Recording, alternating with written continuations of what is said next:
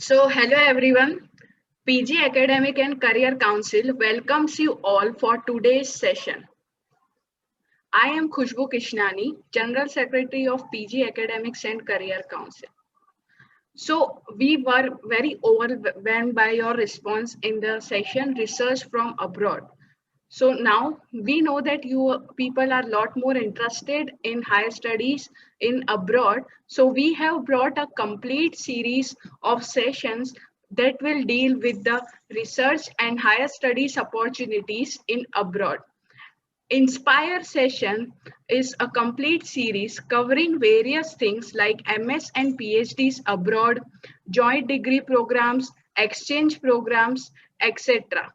As this is the first session of this series, it will basically cover the starting journey, that is the preparation journey of MS or abroad, pre and post application planning and all that, decision making. So here we have our speakers, Mr. Rishi Banchal, Mr. Dipayan Bennett, and Mr. Sohanjit Ghosh. Hi Dipayan, how are you? I am great. Thank you so much for the introduction. Hi Rishi, how are you? Hi, I'm great. Sohanjit, what about you? I am also great. Hope everybody is doing well. Yeah, so let's begin the session. From here on, IR wing managers and secretaries will take over the session. Anjali and Madiha. Good evening, everyone. Thank you for joining in. I'm Madiha Naseem, Secretary of International Relations Wing, PG Academic and Career Council. So this marks the beginning of our very first talk of Inspire session series, which will be related to PG admissions. Here we will be covering universities based US, Canada. There will be several sessions regarding postdoc, exchange programs, and joint degree program later on. So let me take some time and introduce you all to our three speakers who are Richie Bansal, who is incoming PhD student of chemical engineering at University of Minnesota. He has done his master's in chemical engineering from IIT Kanpur. Further, he has work experience from Bharat Oman refineries and he did his bachelor's from RGPIT Amethi. Moving on to our second speaker, who is Dipayan Banik, his incoming PhD student of physics at University of Toronto. He did his master's in aerospace engineering at IIT Kanpur and his bachelor's from IIEST Shibpur. Our third speaker is Sohanjit Ghosh. He's incoming PhD student of mechanical engineering at Johns Hopkins University. He has completed his master's from the Department of Mechanical Engineering at IIT Kanpur and his bachelor's from IIST Shibpur. I would like to thank our three speakers for their time. So Inspire session aims to guide all the aspiring candidates on their journey to pursue education abroad. So this session will include experiences of our speakers, nuances of their journey, and will encircle everything from the admission procedure to visa application. So I hope you all will make the best out of this session and try to clear all your doubts regarding PhD admission. And I will further encourage our audience to make this session as interactive as possible and try asking the question at the last.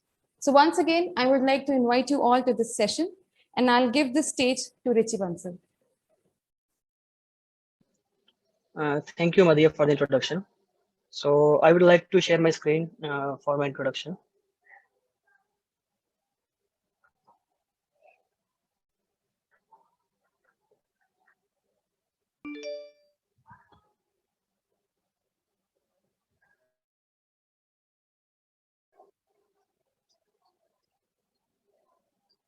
I hope my screen is visible. Yes. Okay, so I'll start. So I'll start with my profile because students are mostly interested in numbers. So in my BTech, my CGPA was 8.36, and for my MTech, my CGPA was 9.5.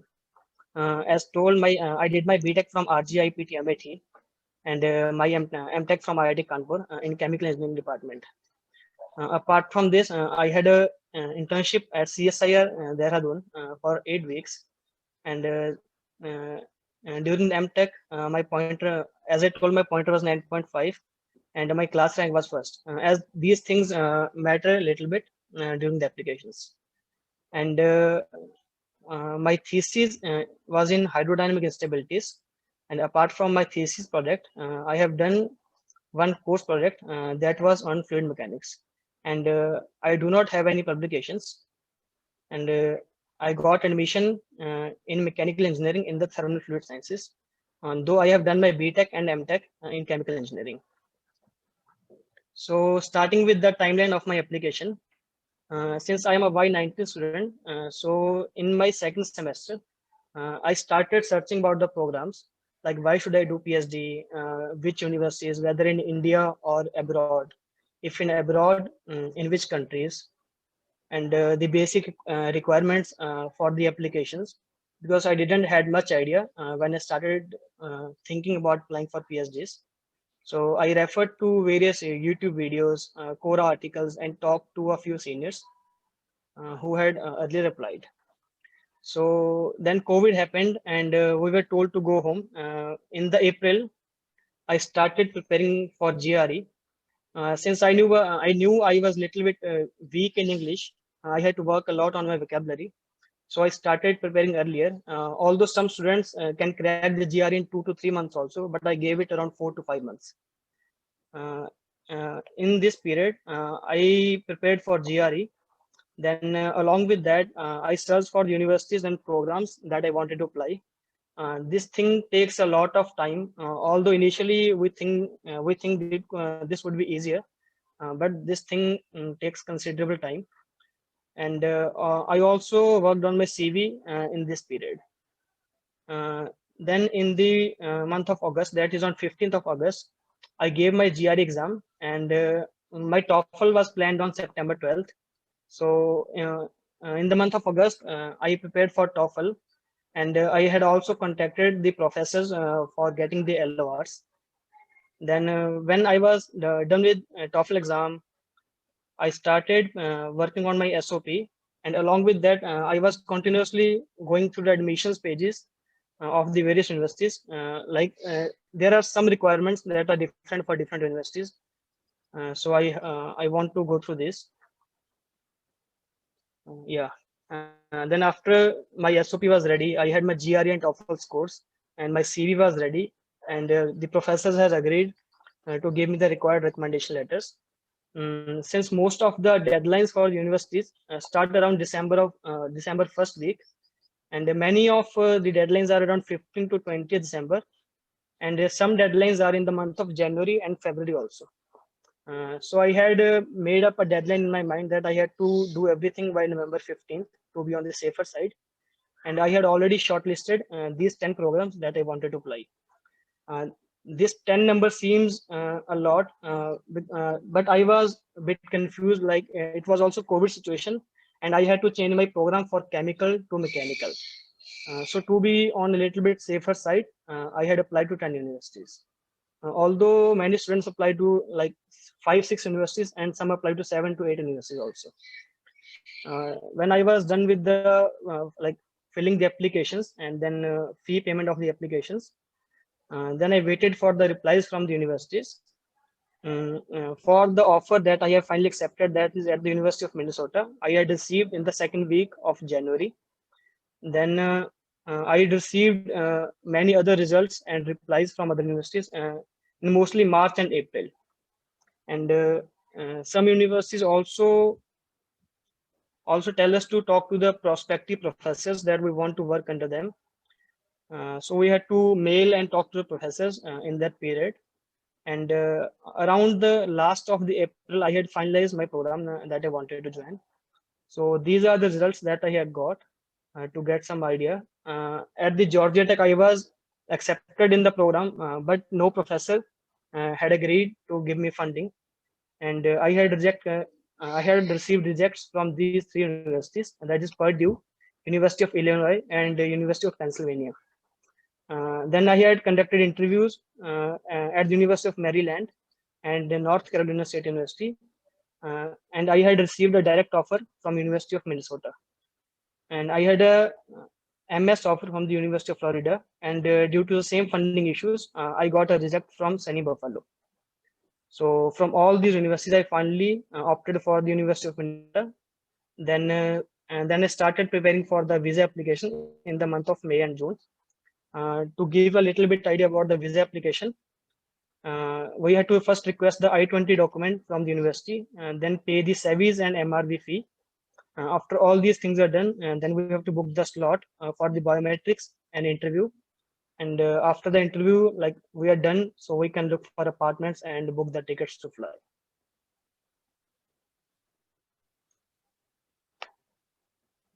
Yeah, so Thank you, this was Rishi. my basic timeline. Yes, Yeah, so this was my basic timeline that I had followed. yes. Okay. So thanks, Rishi, for your nice introduction. Our second speaker is Dipayan Banik. Welcome, Dipayan, in this session. Now you can proceed further for your thoughts. Dipayan, I think he's left.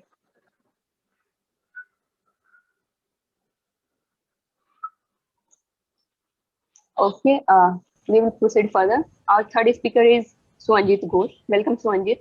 Hi. You may now proceed. Okay, hello with your everyone, first of experience.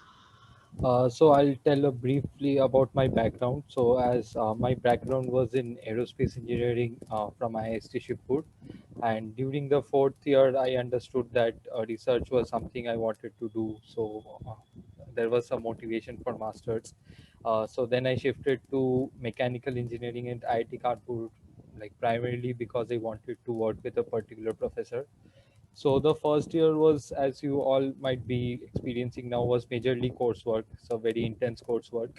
But the summer we were sent home due to COVID, so I had some time in hand. So that is where I started on my project. And so first we know we have to do a extensive literature review.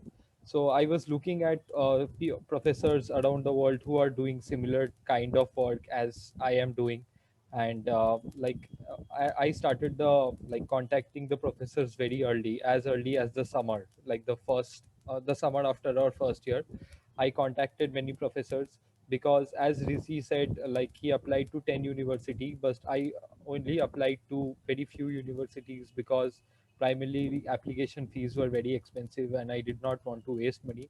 So my methodology was that I contacted the professors first, and I talked to them and inquired about their funding situation and whether there are any vacancies in their group. So once I got a positive reply from them, I applied to the individual programs. Now coming to GRD TOEFL, GRD I had given it in my bachelor's and the score remains valid for 5 years. So the GRD was done for me. So I had to take TOEFL because some universities were still requiring TOEFL. The last year it was optional, like it was different for different universities, but my universities were requiring TOEFL, so I had to appear for that. And then during September October, I started with my SOP. I worked on them a lot. So I want to emphasize that SOP is a very important part of our application. So I worked on the SOP a lot. I requested from LORs from my professors, both at from my bachelor's institute and my current guide and co-guide at IIT Kanpur. And then I applied. And also, there is a dilemma among students that should we sit for placements or should we go abroad. So I also sat for placements, and I can tell you that it is pretty much possible to do both at the same time.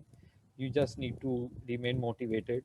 So I also sat for placements in the month of December, and it was very hectic time for me. So the deadlines are usually in December for the applications, and as you know, placements also start from the 1st of December.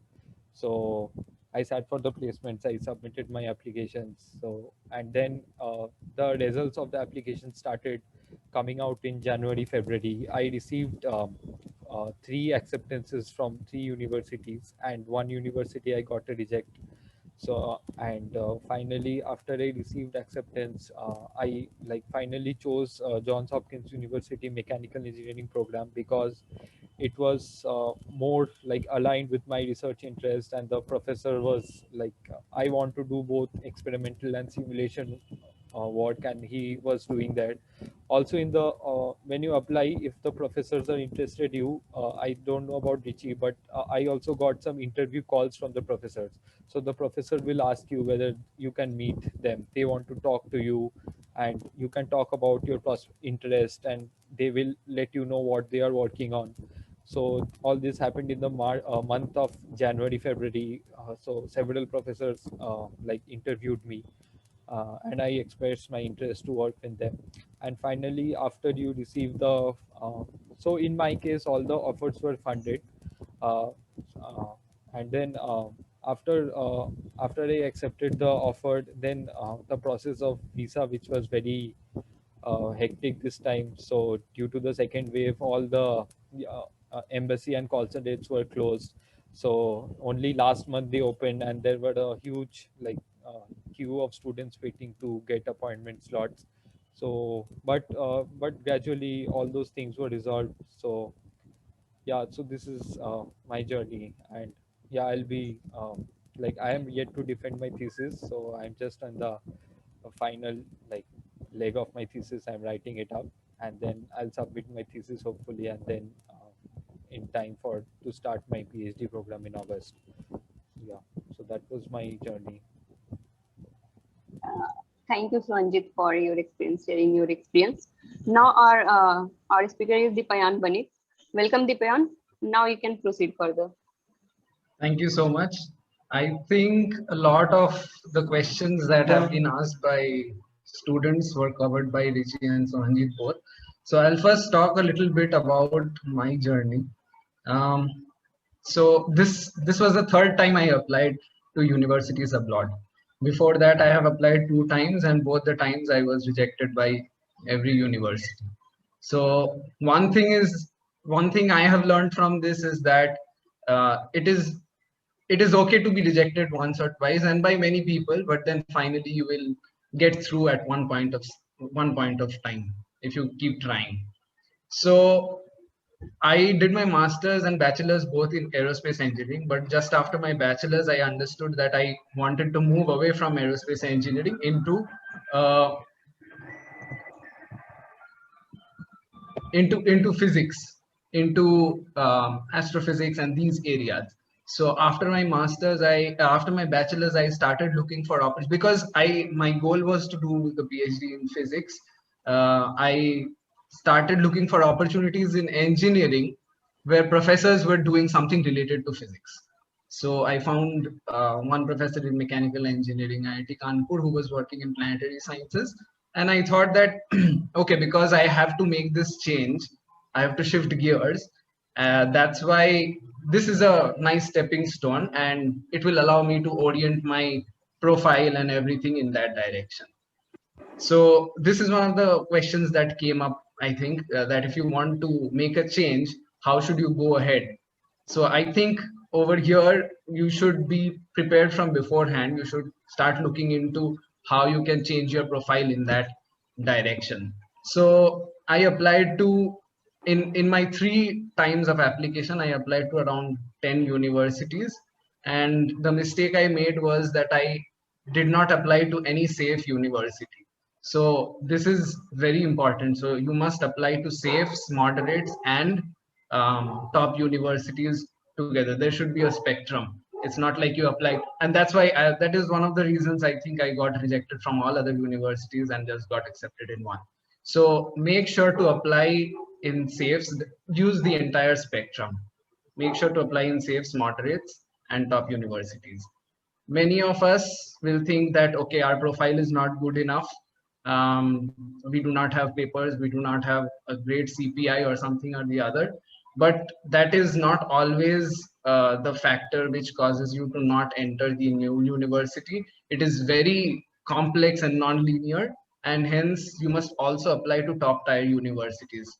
So these are the 2 important things I want to say. Apply to safe universities and also apply to top universities, because we keep thinking somewhere I heard that a senior who was studying in Harvard or some big university, he was saying that the only way you can make sure that you don't get into Harvard or MIT or any top university like this is by not applying to these top universities.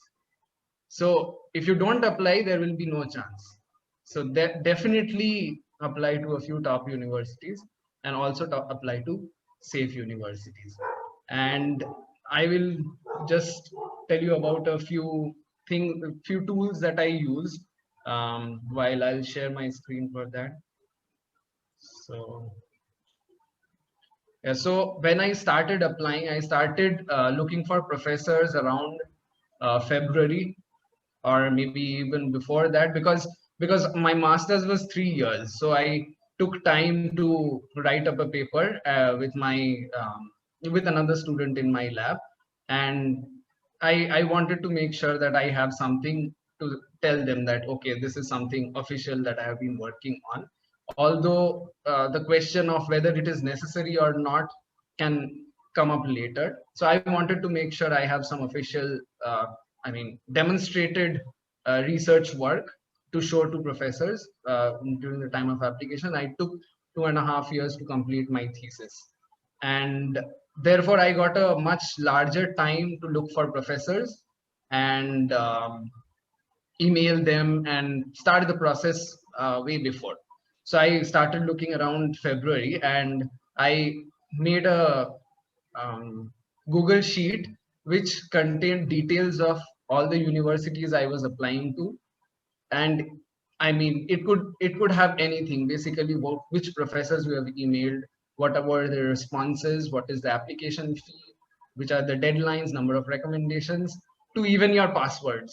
You can passwords for the application, I mean the login you have to make in every university's website. So make one Google sheet that helps you get organized, and this will continue till the day you get your acceptance letter from some university. So this is something I wanted to show you all. Next is that if you are writing to professors, then you must look at those professors who you refer to in your own work. So for example, if you are using the method of a particular researcher, it works very well to write to that person, and there are chances that that person will get back to you and say that okay, let's meet and talk over what our future can be if we work together. So the other people you could approach are their colleagues and also the colleagues of your own supervisor. So instead of emailing random professors who are aligned to your interests, first definitely email those people who you know surely about.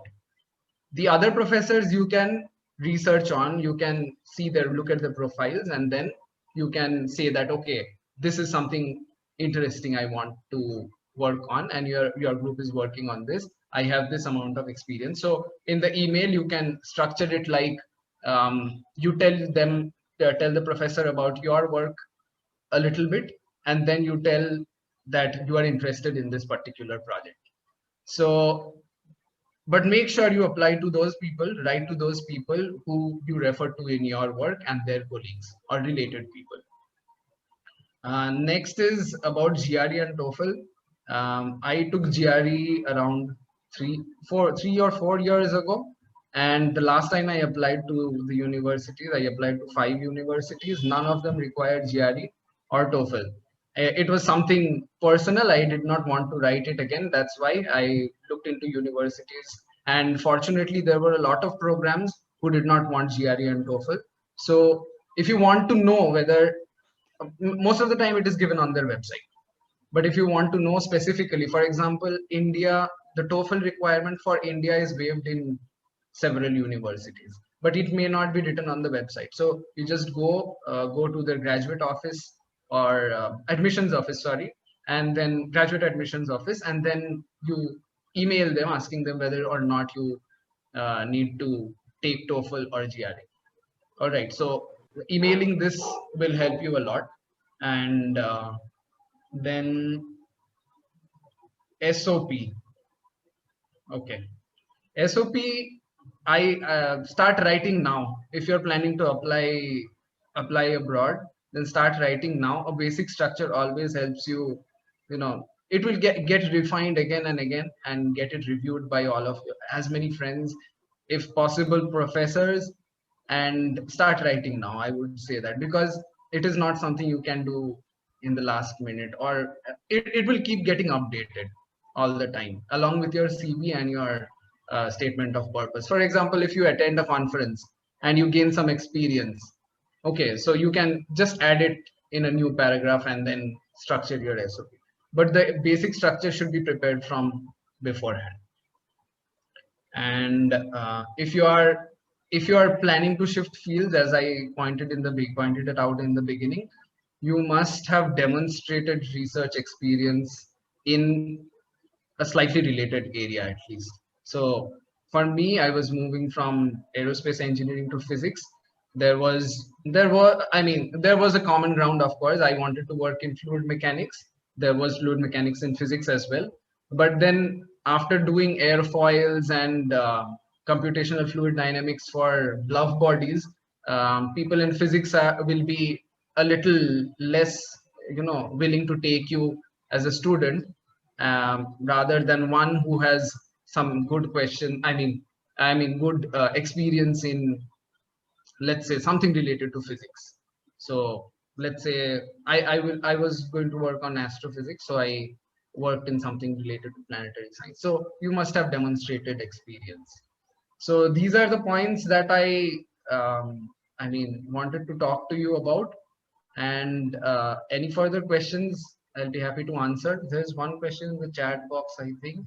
Does SOP body change? Yes, very important. So I applied to 5 universities, all of them in different departments. So I applied in maths, physics, mechanical engineering, civil engineering.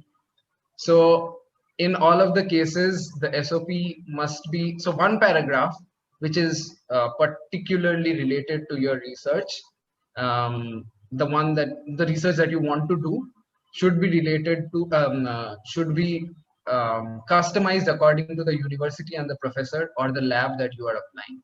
So that is very important. You cannot send the same SOP everywhere. Neither can you send the same email to all professors. Please do not CC your email to different professors because you think that they are working in the same department. There have been hilarious incidents of this, and people have been made fun of. So this is really important. Yes, customize your. So basically that's the thing. Your Google Sheet or Excel sheet, whatever, is there to customize your plan according to the university you are applying to, or the lab you are applying to, or the professor you have contacted. Okay. How does the mail for approaching professor vary from the SOP? The SOP is huge. Not huge. It will be somewhere around one page, some 500 to 750 words. The email should be really short. Please do not, professors do not have time at all.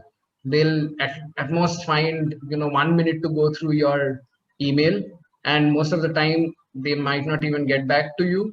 So make sure that your email is very crisp. You use keywords that you think the professor might, it might strike the professor's mind. So use keywords which may be suitable.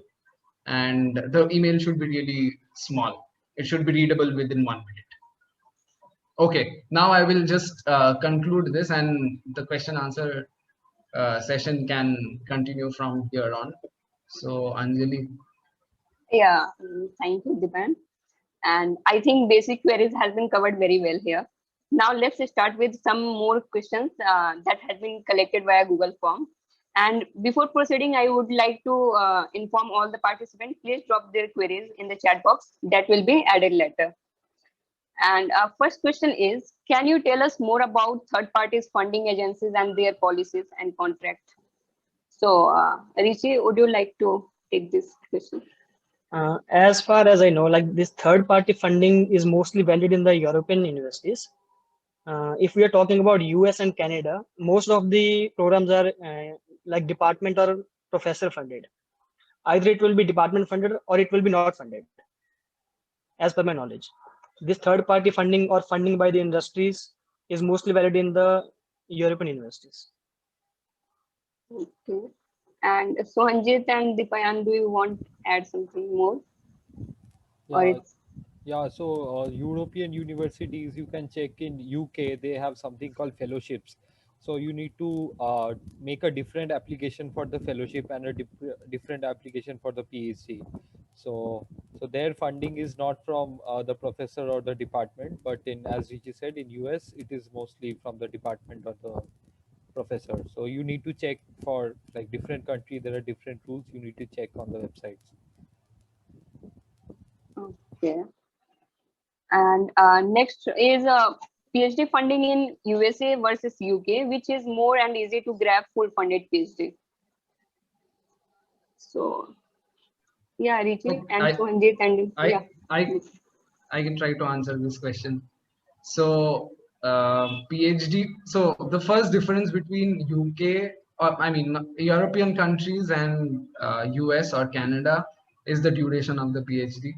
5 years for 5 years at least for US and Canada, and 3 years at most, 3 years or 3.5 years at most for European PhDs. So European PhDs will be very crisp. You will go there, start working, and maybe one or two papers. But US and Canada PhDs, they'll have a more thorough way of building your ability to do research. You will do courses, you will write proposals, you will do many things. European universities on that side the professor will take care of writing proposals and looking at your funding. And because the professor does it over here in Europe, the writing proposal and everything, a lot of the understanding between industries and everything is already done. So it is much more professional, you could say, and hence the funding is also higher in European universities. So if you can get funding, European universities will give you more money. Compared with US and Canada, in US the funding is slightly higher than Canada, I think. I mean, according to my idea or experience. But nowhere will you find it so less that you cannot sustain yourself. It will be good enough for your, for living a standard way of life. So that will not be a problem. In Europe, you can think of it as more like a job than a degree. So you'll get paid more, and yeah, you'll get paid more basically. But the duration is also 3 years. Okay. And next question is very specific. What is the scope for an aerospace master's graduate to do PhD from foreign universities? Who is comfortable? You can take. Okay, being an aerospace master graduate, I think I should take this question. This is a very general question. It applies to all departments. Nothing specific to aerospace. Everyone has equal opportunity to go and do a PhD abroad. But specifically to aerospace, I think the aerospace industry is much more dominant in countries outside India, because India does not have many, although a lot of opportunities are coming up right now, specifically related to space related applications. But then foreign universities and outside India is a much broader market for aerospace engineers than India. But chances of getting a PhD is the same across all departments. So it is not really something specific to aerospace engineering. Okay. And next question is, how differently is it going to benefit that being pursued in India as compared to foreign? So I think Richi and Sohanjit, you can. So the question is basically PhD in India versus foreign, right? Yes, yes. I mean, this is a very generic question, but as per my understanding, the funding is better in foreign universities compared to India, unless you are a PMRF candidate. And then depending on the area or which professor you are targeting, if you do not have any issue of funding, and if you do not have any issue of like moving abroad, then it all comes down to which lab you want to work in. Like there are many great professors and scientists in India also, and in US, Canada, and Europe also. You can find like bad professor in US, Canadian university in Europe, and many great professors in India also, and vice versa. So like it all depends on if you are ready to move abroad or not. And Shwanjit, do you want to add something here? No, I think that was good enough. Okay, okay. Next Yeah, question is what is, yes, yes, Anjali, yes. I want to add Ah. something to that question of like US versus Europe. So as Deepan mentioned that the PhDs are shorter in the Europe, and they do not focus much on the coursework and the TA-ship, like teaching assistantship. So you are not trained that much for the academic positions. As we can see in the IIT Kanpur itself, most of the professors have done their PhDs from US only. So if you are targeting an academic position and you want to go to Europe, then you have to do longer postdocs. Like as far as I have seen, there could be other cases also. Since you are not trained for academic positions during PhD in the Europe, so you have to focus more on the postdocs if you're targeting academic positions, whether in India or in foreign universities. Okay. And next is what is the documentation procedure for visa? I think Suhanjit, you should go. Unmute yourself, Suhanjit. Okay, yeah, sorry. Yes. So I can tell about US visa. So first of all, after you get accepted into a program, so they will give you a document called I-20. So what the I-20 says that you are a valid student at this university and you come under this visa. So it is the F1 visa in our case. And they, in that I-20, it will be mentioned that how much is the tuition fees there, how much are the living expenses there, and on the other side it will be also written how much stipend you are getting, how much money in health insurance you are getting. So this I-20 like page is like the Aadhaar card there for students. So it's like very mandatory. So after you get your I-20, you need to schedule a visa appointment at the nearest embassy. So in my case, it was the Calcutta embassy. So for that, you need to pay the visa fee and you need to pay. You need to schedule an appointment. Now this year scheduling appointment was a big hassle. Like so everything was closed and they opened very recently, and like many students like were looking to grab very few slots. So there was a lot of queue all around. So, and one more thing, for US, you need to pay something like the SEVIS fee, which is their department. I did not understand what that fee was for, but they charged a hefty amount for a fee. These are all formalities that you need to complete, but it is not a big deal. Once you are accepted, you have already completed the hardest part of your journey. So visa and all, it will be very smooth. Like you don't need to worry about that. And after you get your appointment, there'll be 2 dates. On the first date, you have to give your fingerprints. So they will take your fingerprints and check your passport number and everything is in order. So make sure you fill your forms correctly. If there is a spelling mistake, then it will be a bigger hassle. And on the second day, there will be a interview where a US consular officer will ask you what is your purpose of visit, how long do you plan to stay there, how do you plan to finance your studies, all those things. But like in most of the cases, all of the visas are approved. So once you have your visa, you can like go there, no issues. So visa is not a big deal. It is a rather smooth process. Yeah, Deepan can talk about Canadian visa. Canadian visa, yeah, depend. Canadian visa, there are 3 steps. So the first one is the biometric, as Sohanjit mentioned. The second is the medical examinations, which I think US people didn't have. And medical examination includes everything. I mean, blood tests, urine tests, chest X-rays, everything. So that's another day for 5 hours. and after that you'll just have to send your passport for getting it stamped. So these are the three main steps. I'm in the second step right now. It is not a very I mean difficult process, I should say. I mean, because once you get aligned with a particular, you get your acceptance letter, you will be in a bunch of students who are also applying from India, and you will keep on getting information in from different groups that what is the deadline, and how should you fill your form. So you will be flooded with information. Sometimes it's too much to just go through it.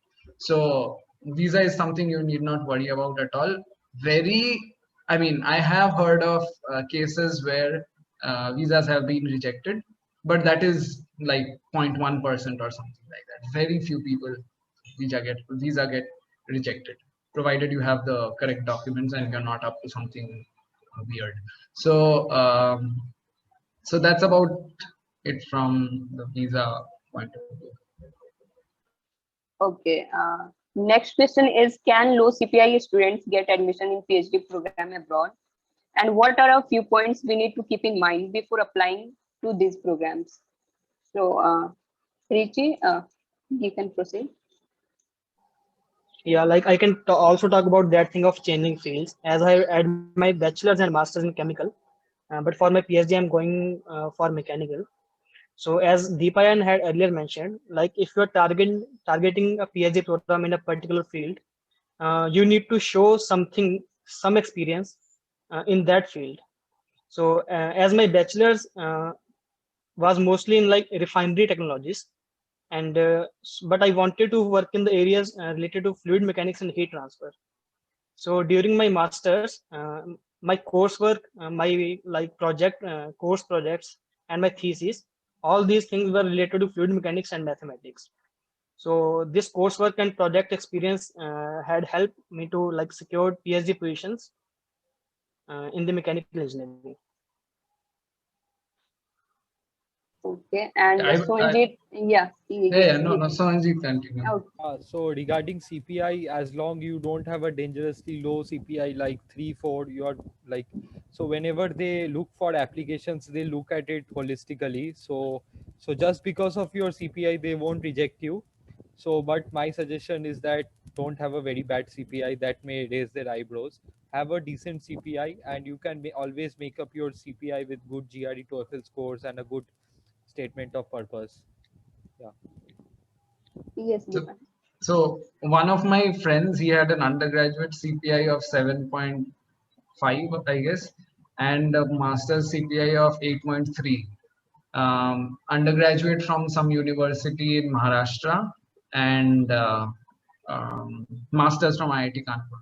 So he got an admission from University of Michigan, and in computer science. So that is really something credible. And how was this possible? The professor whom he contacted was so interested in his profile, his research experience, that I mean, the professor basically fought with the department to just get him into the program.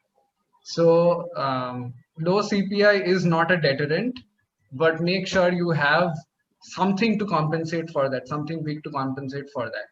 GRE scores and TOEFL scores if the university requires, but most importantly, you must be able to, really impress the professor you want to work with, and that comes from your research experience or the area in which you are working for the past few years, and letters of recommendation. So as Sohanjit said, no dangerously low CPIs, but then decent CPIs are just really fine.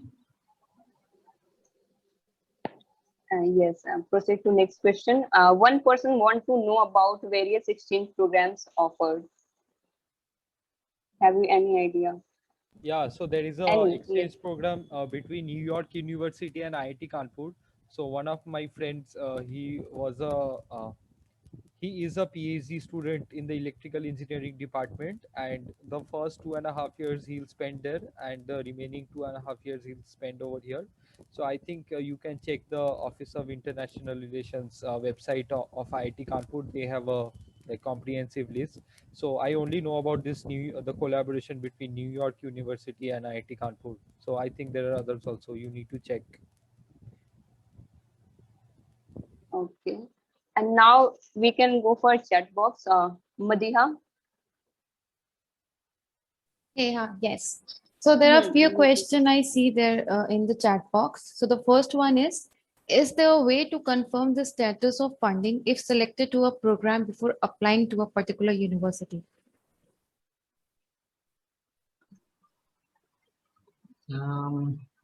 Status of funding. So, I mean, your first goal should be to, really fix the lab that you want to work with, because that is the most important thing. You'll be doing that for the next 3 or 5 years, whatever. So once that is guaranteed, most PhD programs are funded. And maybe if you get a professor with whom you can talk over a video call or something, professors are generally very frank, and they'll tell you about, I mean, if they are ready for a video call, then they are frank and they'll tell you about funding or whatever questions you have right away. So that may be one way to find out. The other way is to talk to students of, I mean, other students in those universities or labs you want to work with, and ask them how they're, and that is purely through LinkedIn or networking. And generally the websites do not talk a lot about the funding you will get. You can only find it out from other sources. I know Sohanjit can say something. Maybe. Yeah, so most PhD programs are usually funded, so it is not that you have to pay anything from your pocket. Like, it's usually funded, so don't worry about funding. So you'll not become a millionaire, but they will give you sufficient funding to sustain yourself decently with a moderate lifestyle. Okay, the next question is what should be the minimum CGPA for getting a position in European or US universities? You can say on the basis of IIT GPA. Yeah. So according to me, 8 is good enough. Like 6 is, I think, very borderline. So 8 is, I think, a good enough CPI. Yeah. Eight should be fine. I mean, around 8. But again, if you have a lower CPI, then you can compensate with other things or try bringing up your CPI. That will be best. There are so many applicants, just huge number of applicants, and a CPI of 8.5 or 8. There will be enormous number of applicants. You still have to make your major impact through the research proposal or the thing that you want to work with. CPI, I mean, below 8 or below 7, it shows that you may not be so consistent with your coursework, but then if it's like you are grinding your head on some big research problem instead of doing some rubbish courses, then they'll understand it from your profile itself. It will speak for you. The research will speak for you. Um, so yeah, eight I think would be good. Richi can say something. Actually, that thing of compensation and holistic profile is important, and these both have talked. Like if like we take 1 point, if CPI is low or if your GRE score is low, like I didn't hand any publications, so that one thing can be covered with the other things. Like I didn't have any publications, but I had a good GRE and CPI. So like they mostly focus on the holistic profile. And on the other hand, if you have like any one thing very great, for example, you have a GRE score of 330 or a say 10 out of 10 pointer, that also doesn't guarantee the admissions. So the thing is the holistic profile. That's what matters. Unless the things are within the limits. Like if the profile is really good and a GRE score of maybe 295 or 290, that will not get you into good colleges. So you need to look at the overall profile that you are using while and during applying. Okay, the next question is what should be the format for statement of purpose and the mail, and also what should be the content? I think Deepayan can tell this thing better. He has more experience in SOPs. I had a few few months ago, I had written a small blog post on this. There is an article I read.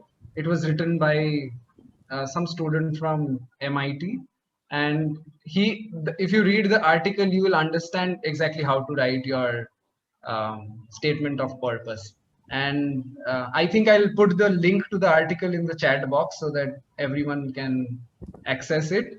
Otherwise, from my point of view, I think it should be, I mean, for most universities, there will be a statement of purpose, but some other universities will also ask for a statement, a personal history statement or something like that.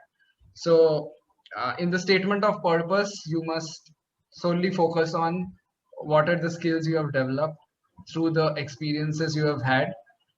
It's not like many people say that you cannot repeat stuff in your resume, in your statement of purpose. That is partially true. You must take some instances from your resume and then elaborate on it and say that these are the things you have learned, and this is how it is going to be useful for your next step. So you need to convince the people or the people reading your SOP that you are ready for whatever work they are trying to give you or offer you. And I'll just put it in the description. Sohan, I really like Sohanjit's SOPs, and I think he should give a few points about them. Yeah, so my method of writing SOPs are that like you should communicate very freely, and yeah, regarding the repeating points from your CGPA from your resume, you should not say that I have this much CGPA, I am this rank. You do not like mention all those, but you properly communicate to the reader. You don't know who will be reading your SOP, so you write it like you say that I have experience in this field, and I'm specifically and I'm interested in this professor's profile, and specifically these are the ideas and I have in mind. And then you can write about your skills, what you have, and how you think they might be helpful in your future research. So you need to structure it very properly. And one advice I would give it to you, that you should like when you are writing an SOP, it is always from your point of view, but my suggestion would be that you pass it to your friends also, so they will have a different point of view and they will give their feedback. So SOP is not a one day thing. You need to spend the maximum portion of your time on the SOP, and you write it very thoroughly and comprehensively, so that the reader doesn't get bored while reading your SOP. You should like make it interesting. Don't make it boring, and don't make it very monotonous. And don't copy paste. Definitely don't ask from a SOP from your senior and just copy paste. That provides a negative impression. So SOP is unique to each person. You write your story, and so I think that will be good. Okay. The next question is, can you give us some more info on stipend versus living expenses and how much one can spend or save? Okay. Yeah. So this depends from area. I am speaking for myself. So this depends from area to area. So if you are going to the interior of US, maybe some rural state like what Utah or something, then your stipend will be very low. So they give stipend in proportion to the living expenses there. So if you are living in New York or California or Los Angeles, so stipends will be very high. Even in MIT, Boston, which is a very big city, so stipends are usually on the higher side. So what I heard is that they are getting stipends in the order of $40,000 per year, while I am getting somewhere near $34,000, because my city, which is Baltimore, is not a big city as New York or Los Angeles. So stipend is like varies from location to location. And regarding savings, it depends on so majority of your stipend will be spent on rent. So apartments that are very expensive, and then you have to say and then you need to like cook for yourself to save some money. If you eat out daily at McDonald's or something, you will spend a lot, so you need to save by cooking also. That will bring down your monthly expenses. and then miscellaneous expenses are there. So I think you can save around 30 to 40% of your stipend if you have a decent lifestyle. Whereas if you go to a like nightclub every day and like then obviously your expenses will go up. So it depends on your lifestyle, but like you can live a really comfortable lifestyle with the stipend you get. Yeah, DG, you can add something. Yeah, I think you Okay. have covered most of the points regarding the stipends. Okay, then I, the I next. I'll Okay, tell okay, you a yes. little bit about Canada. Canada doesn't. Canada is basically coming up as a hub of education, and naturally they do not have a lot of funds to give to the students. So I would say Canada is the least paying country amongst all, as far as higher education is concerned. But it's not like you live on the streets. But in as Sohanji pointed out, it varies from place to place. I do not know what happened with Toronto, because almost 60% of my stipend is going to go for rent over there, and I am planning to do something alongside just to keep my savings account alive. But it's not like you live on the streets, so you may not be able to send money back home or something like that. After you enjoy your own life, you will have a decent life. But then if you are planning to save up for some big future investment or send money back home, then I mean you may want to look towards Europe or US. Yeah, that's all. Okay. So the next question is, does a publication or paper really important to get a good university? Or if we don't have the publication, can it be substituted with a good GRE score or CGPA? And in that case, what should be the safe CGPA and GRE score?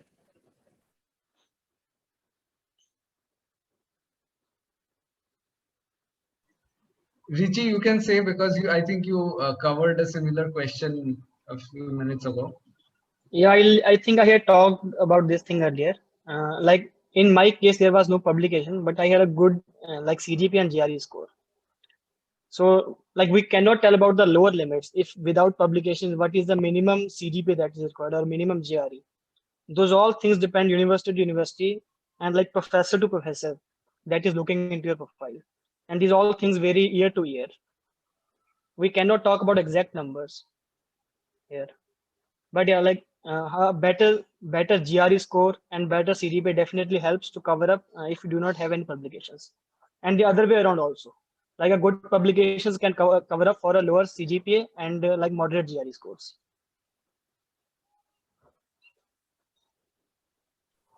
Okay. So the next question is, what factors should be key to shortlist professors and universities to apply?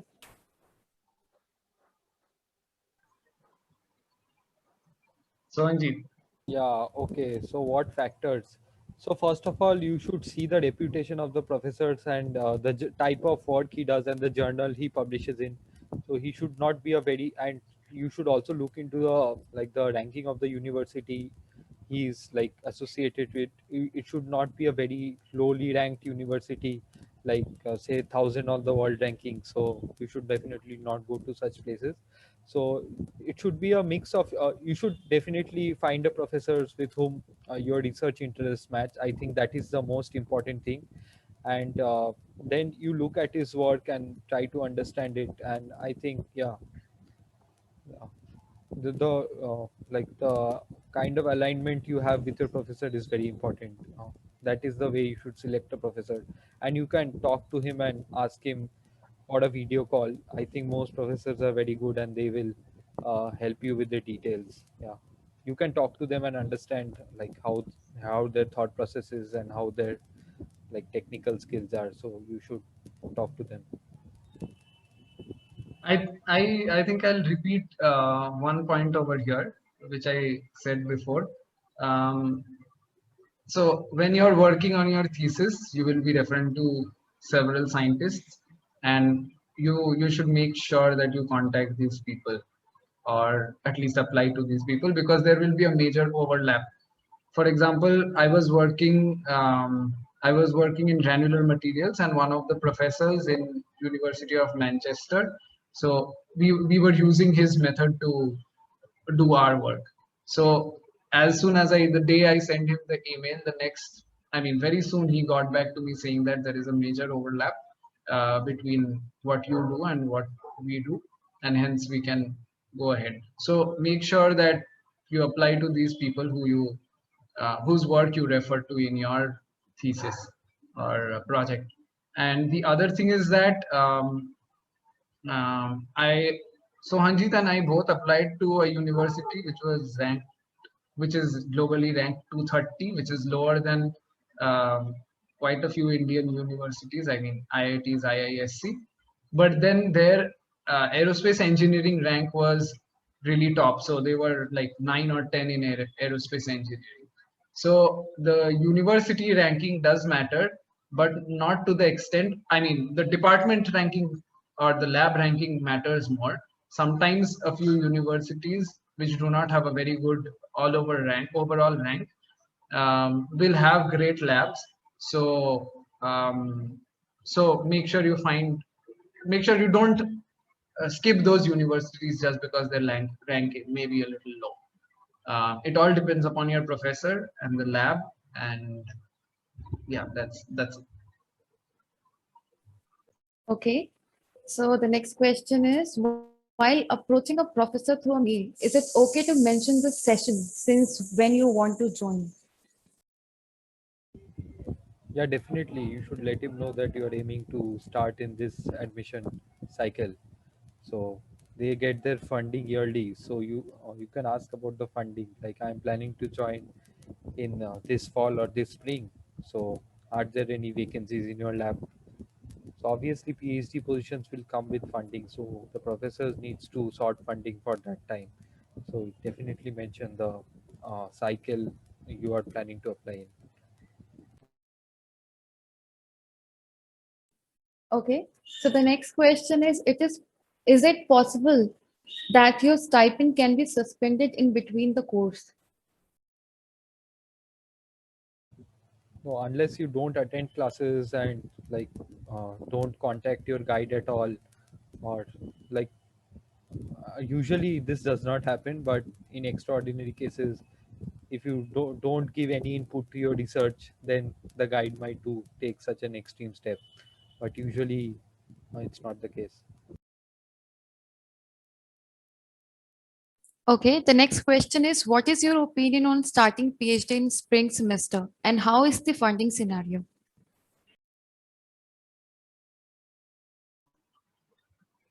I think I think spring semester does not have much opportunities as compared to the fall semester, but people do apply, and I have not heard of many cases. Most of the people just go on in fall. So in case you are skipping fall for some personal reason, it is better to I'd say it is better to just spend another 3-4 months doing the research you are and completing it. Maybe getting some publication or something, and then apply in the next fall. 3-4 months, or 5 months, will not count at the end of your, I mean, when you're going to apply for professorship positions later on.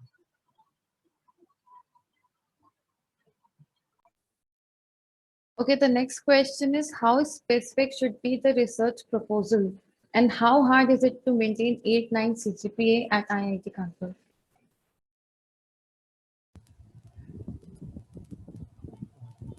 Regarding the specificity of the research proposal, you should tell the professor, like you should write in your SOP that these are the areas that you are interested to work in. You should obviously write it that so that it like falls in the domain of the lab's research, not something outside. And you should also write that these are the ongoing projects that are happening in your lab that interest you. And you can also say about some new ideas that you have that the professor can like maybe interested in.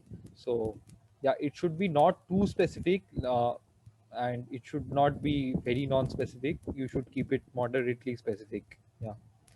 And regarding maintaining 8-9 at IITK, Richi, do you have any comments? And this thing is pretty subjective, I guess.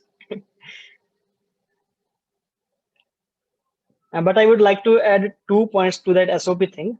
So the first is when we are talking about the research proposal, your previous skills and experiences, and the things that you're mentioning, like you would be doing during the PhD. These two things should sync to some extent. Like they should feel that your skills and experiences are good enough to work in those labs. That's the like biggest thing that matters in the SOP. So you should focus more on those skills and experiences that will help you fetch that admission.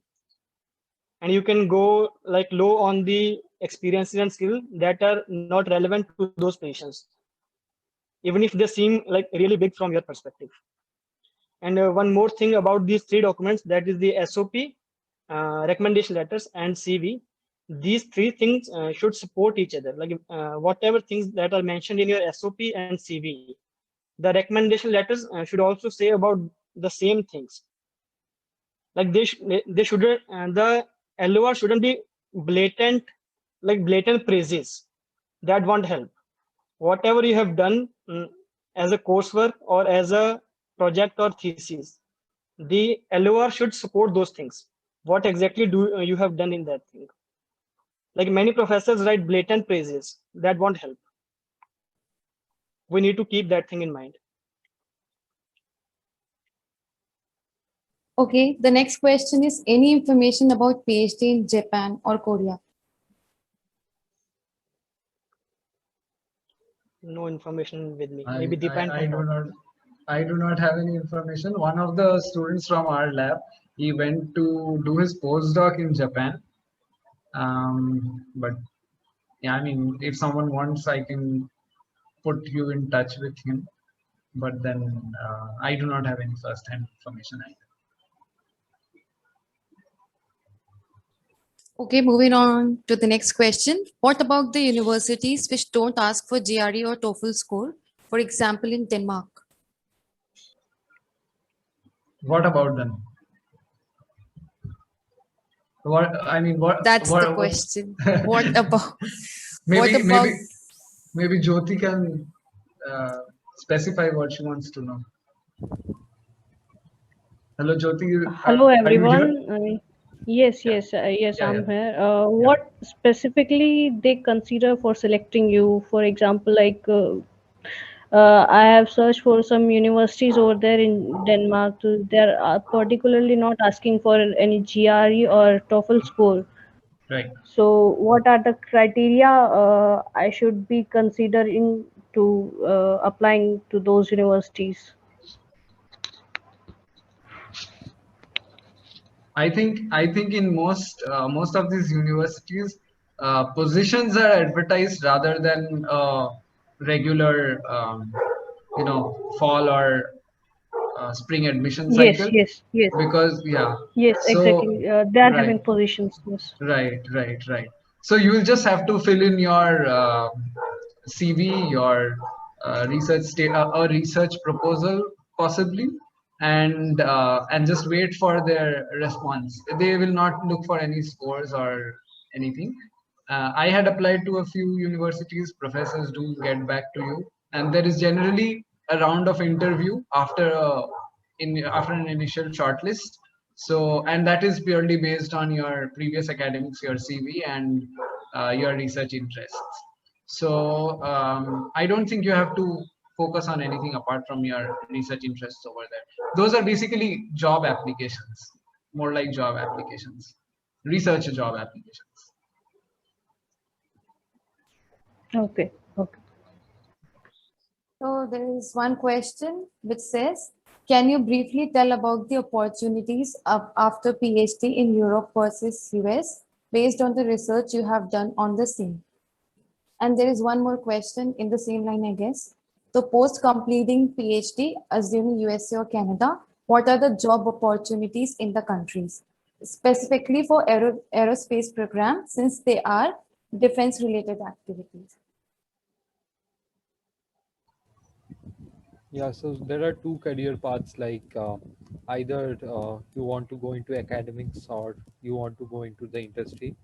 Regarding academics, you can find jobs as a professor in both like uh, US universities or back home in India.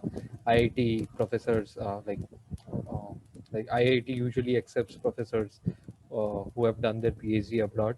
And then regarding industry, so regarding aerospace defense related industry, it's problem because US requires citizenship to be eligible for jobs at say NASA or some space agency or any defense like the US Army.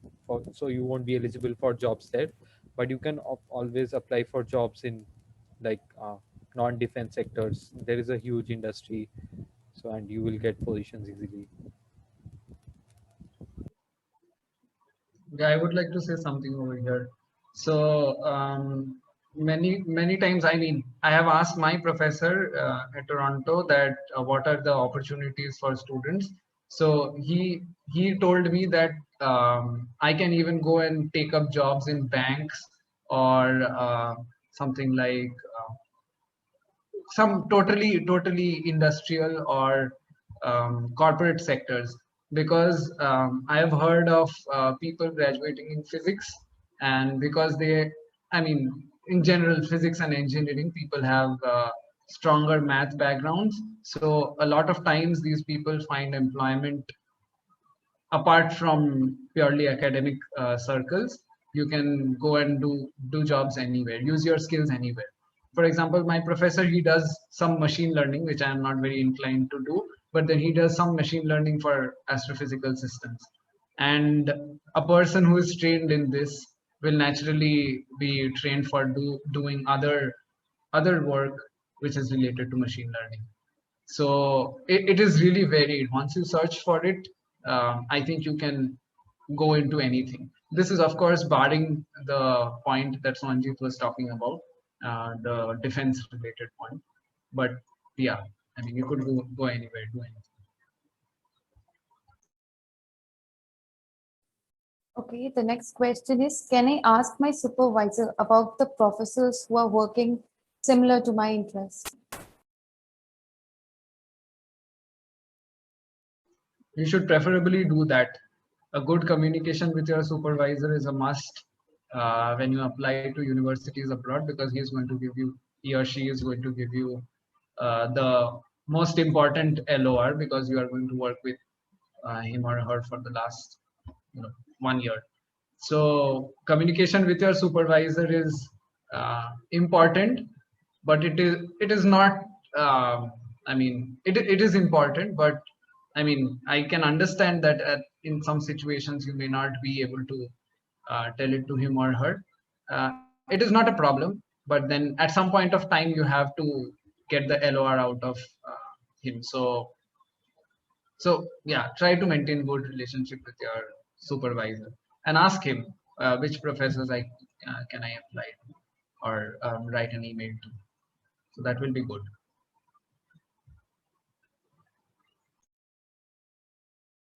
Okay.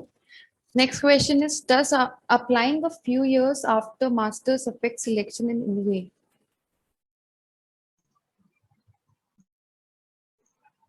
I think we are not really well disposed to answer this question, but I know of several people who work for 1 or 2 years. One of my friends, she took up a job after her masters, and she finished her paper while doing the job for 1 year.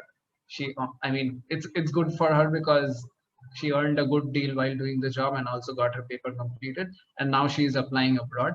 Her work experience also counts as something important in her application. So I mean, it's not a deterrent. It's not like that you have worked for 2 years and you have lost touch of academics. You can still go ahead and apply. It will be all fine. But I mean, this is not first-hand information.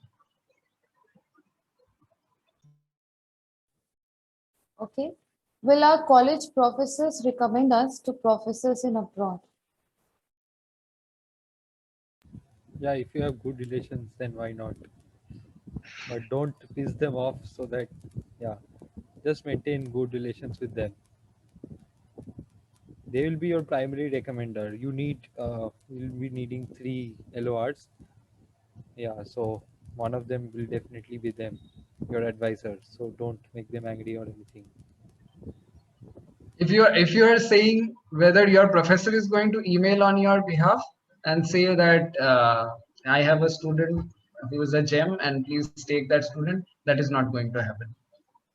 You have to contact the professors yourself, and at most, I mean, you may mention that you are working with this person, and if the other professor abroad is interested, he'll get in touch with your professor, but your professor will not directly contact.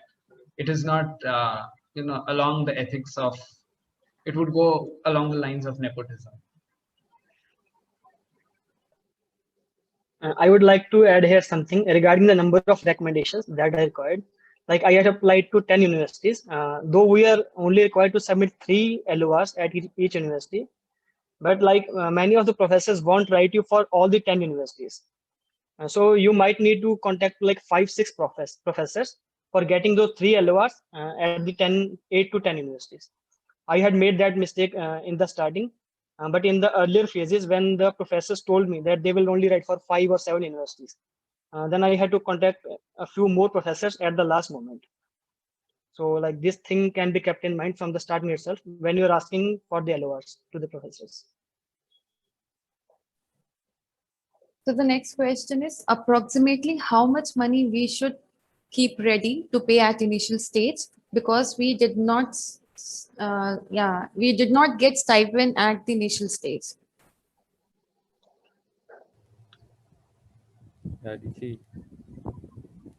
Yeah, like if we include the expenses of like GRE and TOEFL exam and their preparations, and then applying to universities, then visa fee and tickets also.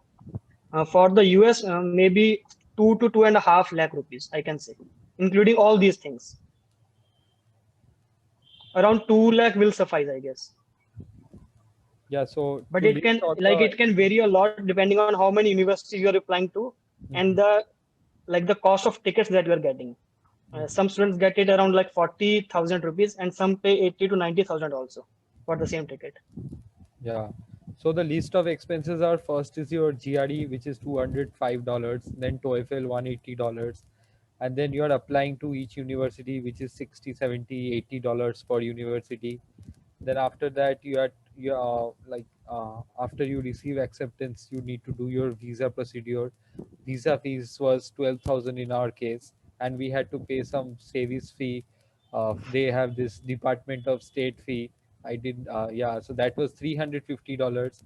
So in overall, I think 1.5, 2 lakhs, your expenses will reach up to that high.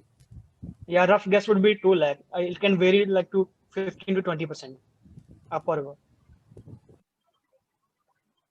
And if your question also includes how much you should have in mind if you don't get an initial stipend, I would say that please make sure that you get an get your stipend confirmed for 3 to 5 years and then only go abroad, unless of course you can do a PhD non-funded PhD, which is a different case altogether. But then funding, you must ensure that funding is there. Most of the cases funding will be there, but then it's risky to go without funding, because it will interfere with your visa procedure and everything as well. They'll ask you that how will you sustain yourself. You will show your bank balance, but they'll still have some doubts in their mind that okay, maybe this chap has just put in the amount before coming over here, and then he'll withdraw and put it back somewhere else. So these type of things are there. They know of these cases. So please make sure you have funding and then only go ahead, which there will be. So the next question is how visa and living expenses changes if one wishes to take their spouse with them.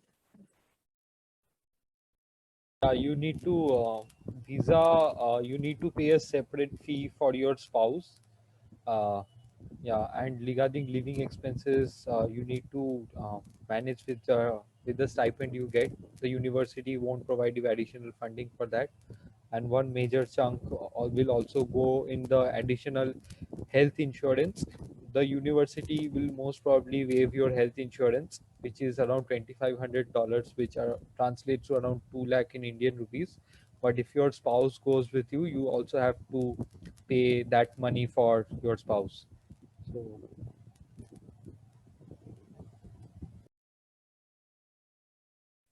Okay, the next question is PhD in Europe a bad option if you are interested in academics, or we can manage with one postdoc? I think we cannot specifically tell those things at this moment. But generally, we can see that the academic positions are mostly taken up by the PhDs from US. Although in IIT Kanpur itself, there are many professors with PhDs from Europe. So getting academic positions is definitely possible. yeah, I know from some professors, like if you are doing a PhD from University of Cambridge or say ETH Zurich, which are highly renowned universities, then you will be like you'll get very lucrative job offers.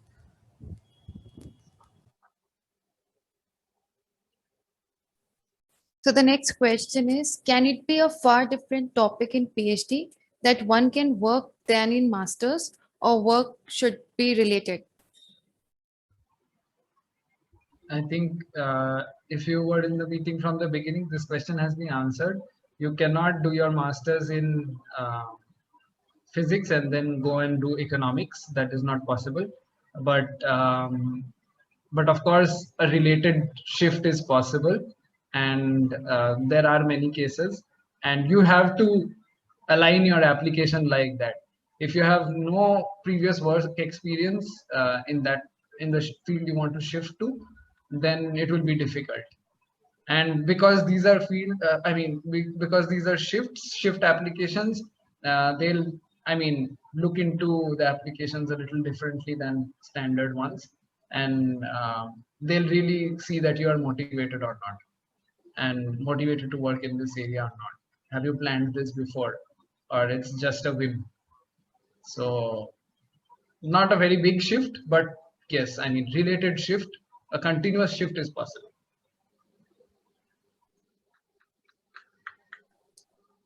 How are master applications different from PhD applications in universities abroad?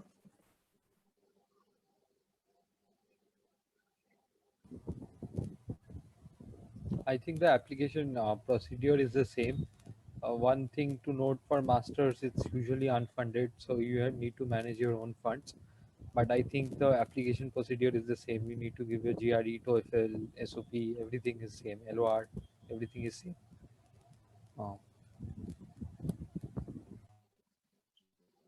Uh, One point to that, for the masters, I think the requirement of number of recommendation letters is low compared to PhD.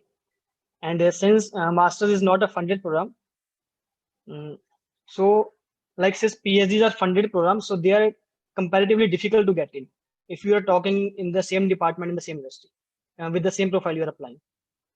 The masters admissions are comparatively easier.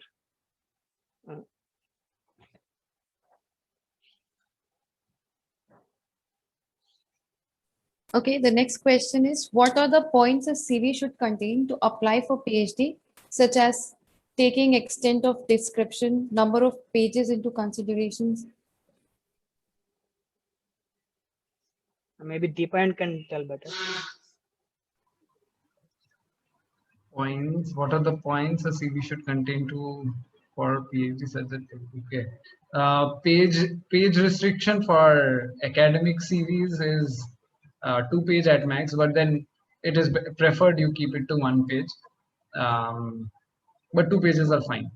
And what should you include? You should not include your higher secondary. You may or may not include your higher secondary studies, but what they are more concerned with is your bachelor's, your master's, and then what projects you have worked on.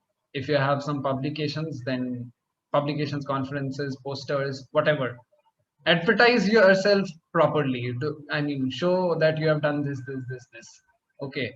That is very important. Presentation is important. So yeah, projects, then publications, if there are any, and then maybe your extracurricular activities at the end, but they do not carry much weightage. Personally, for me, I bonded with some professors because of my extracurricular activities, and it was, I mean, purely coincidental, I guess. Most of the people are not interested, and some positions of responsibility you can add, that would be useful, but it shouldn't take up much space. Projects are the main things.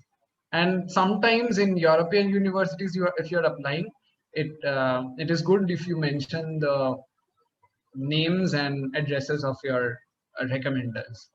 So they'll specifically ask for it in the website, in their website, application website. So these are the main things. Okay, the next. Hello, Dipayan. I have a query actually. So like in some people, they describe their project in the CV, like some specific points they mention, like the highlights. So should Okay. we do that? So In that case, it is difficult to contain it within one page. yeah, I mean, you can definitely go on to the next page, no problem. But it should not be. Sorry, I should have mentioned this earlier. It should not be just your project title. You should write 1 or 2 sentences about what you have done. Maybe use keywords if you want. For example, if you have learned a new skill, or if you have used a particular method which you think the person you're sending the CV to may be interested in, then use that. So it is more about the presentation. Do not, I mean, use what I don't know what it is called, but then use short language. Do not write it in a big description or something like that. Maybe within 1 or 2 sentences. And is it like okay to add some courses you have done during your undergraduate or postgraduate that will complement the projects or the field you want to work on? Right. You can perfectly do that. There is no problem. Generally, the courses are there in your transcript, which you have to send everywhere. So it would be a overlap. I mean, it would be a overlap. But then you can mention a few courses which you think are relevant to the particular project you are applying to. Okay, thank you a lot. So the next question is regarding a letter of recommendation. Is it necessary to have all the LORs from academic people? And I have the same one more question in the same line. LOR we ask from professor in whose courses someone had exceptional performance, or do they have to be formed by your advisors only? No, as we said that 3 LORs are required. First of all, it's not mandatory that LOR should be only from academic people. So you can also take it from, say, some scientist at DRDO or ISRO with whom you have worked with previously, or anyone like related to the field, not any random person, of course. And you can take it from your professors also.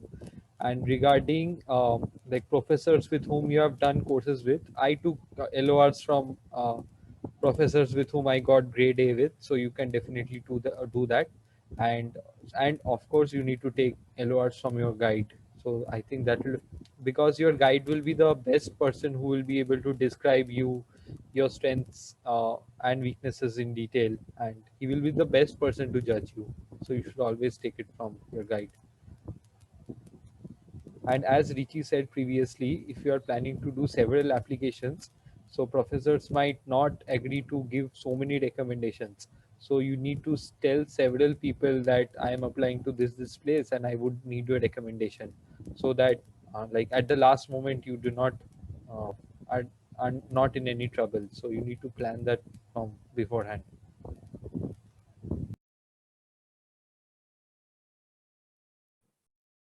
Can I search for job opportunities during my PhD?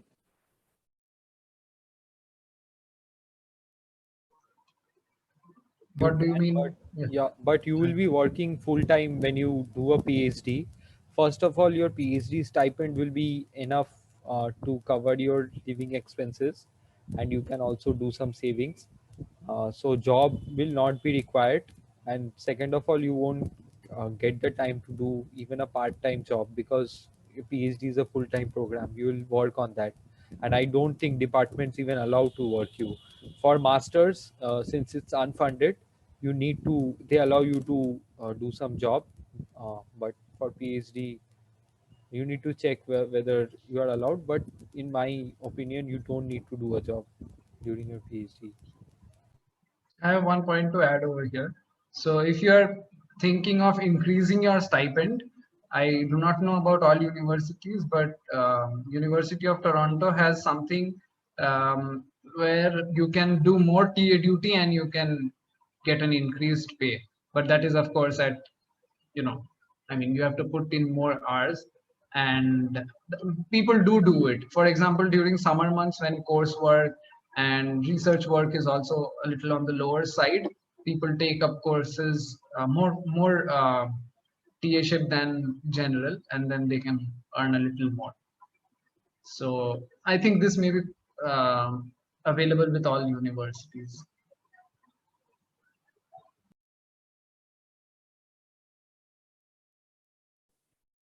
So the next question is, do we need to convert percentage and CGPA to 4 GPA?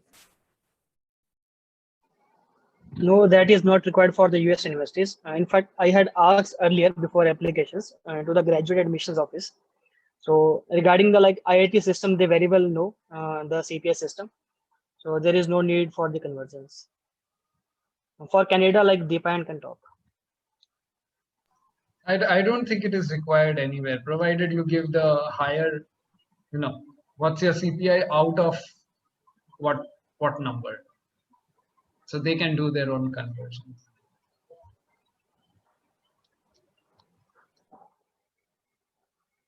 So that was all about questions. Hello, can I ask you one more question or just one favor?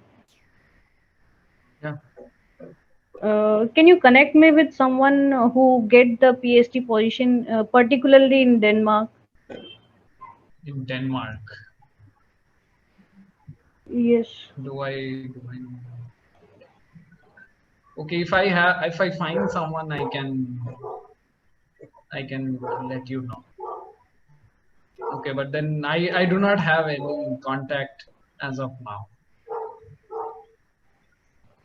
You can search some social groups maybe on Facebook or something. I am not sure because most universities do have a group for Indian students or on LinkedIn. You can search for people. LinkedIn is a very good place to search for people by keywords, by their universities, by their affiliations. So you can search on LinkedIn. In fact, I would recommend everyone to have a good LinkedIn profile, so that you can network well, and that is going to help you in your academics later on as well. Another thing I would like to add, although I don't think it carries much weightage, that is you can try and make your own website where you talk about your research. So if some professor is interested, he or she can go through it. But this is more like what you should do during your PhD, but it doesn't hurt you to start off in your master's already. Okay. Yes, some question is here. Is it necessary to join any coaching for GRE and TOEFL for guidance?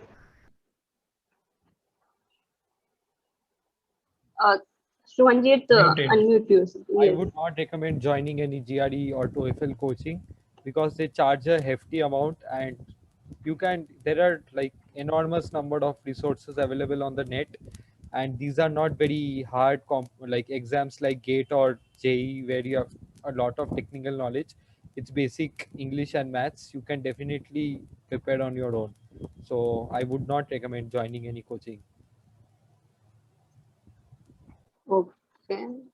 And one question is, like last year, many universities waived the GRE and TOEFL score for admission. So please tell us about right now what's going on? Is it same or? So this policy depends on university to university. So when you go through each university's website, they will explicitly mention it in bold that whether they required GRE or TOEFL. So last time COVID was there, and like most of the universities waived it. But this year the situation there is like much normal, but here it is still not normal. So you need to check with each university whenever they make any policy, they consider the situation of all the students in mind. So like you can check on the individual website of programs. I can add one more point to this. Like it is always good to have a decent GRE score if you have time for the preparations. Even though like when we were applying, the GRE scores were waived off for many universities, but they still had given the option to upload the GRE score in the application portals. So I had uploaded in almost all the universities, even if they had waived. I think maybe the good GRE score can still count towards your admission if it is waived also. If you have a really good score, that can come out to you as a positive point. Yeah, And any any Yeah. best time to attempt these questions, these exams or GRE, TOEFL, IELTS? The best time, like you should play it a little safer. If you have to repeat the exam, it happens with a lot of students. They have to repeat either GRE or TOEFL because they do not get the required scores in one time. So you need to keep that much of gap. Like if you have to give the exam once again, you can do that before the deadlines of the applications. Okay. Like if you can wrap up the exams in August and September, you will get that time for reappearing if it is required. Yeah, I want to add 2 points here. When appearing for the GRE, so the GRE you need to pay some $205. At the end of your GRE exam, you will get the option of sending your scores to 4 universities for free. So if you know if you have a good idea of the places you are applying to, you can save some money. Otherwise, to send scores to each university, you need to pay $27 extra. So you can pay like you can save around $100 if you know the places you're applying to. And regarding TOEFL, I would recommend attempting TOEFL because the funding from departments are usually in the form of teaching assistantship, and they require proficiency in English language because you will have to interact with like foreign students. So they require a basic minimum level of English. So they usually check for TOEFL scores. So I would recommend taking TOEFL whenever you are free. Yes. Madhya, have you? Yeah. So I think that was all the questions we had. And so that's it for today's session. I will again like to thank our speakers for their time. And I hope that this session helped you to clear your doubts. And I want to inform you that we'll be conducting more session in Inspire session series where we will be covering other universities, joint degree program, exchange program.